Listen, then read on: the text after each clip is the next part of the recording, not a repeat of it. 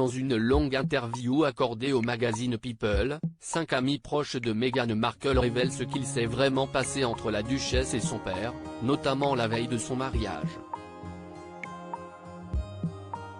Depuis son mariage avec le prince Harry, Meghan Markle est critiquée de toutes parts par sa propre famille.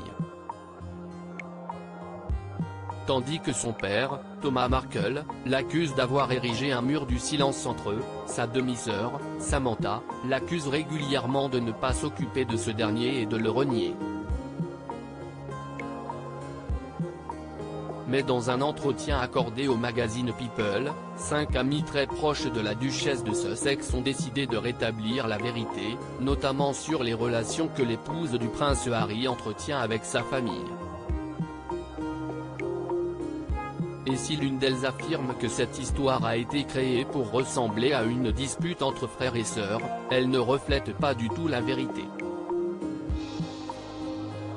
Il ne faisait tout simplement pas partie de sa vie, précise cet ami, également proche de Thomas Markle Jr.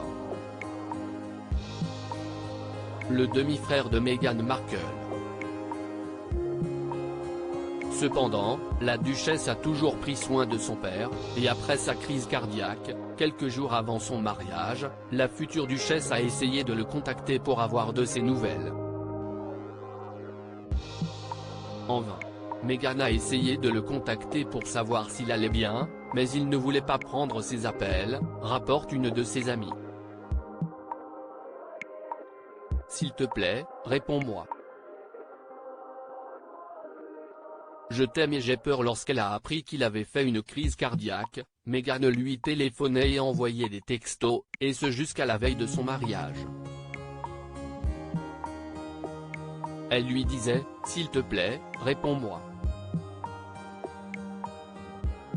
Je t'aime et j'ai peur. C'était sans fin, confie son ami.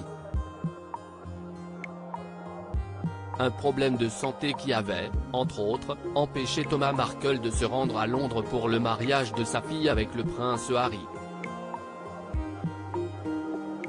Honteux d'avoir organisé une fausse paparazade, il avait également déclaré ne pas vouloir se rendre au mariage de sa fille pour ne pas l'embarrasser. Meg et Harry étaient toujours tellement concentrés sur le fait d'amener Thomas à Londres. À aucun moment, il n'a été question de maintenant que nous savons qu'il a menti, il a des ennuis, confie l'ami au magazine People. Thomas ne prenait pas ses appels, ne prenait pas les appels de Harry.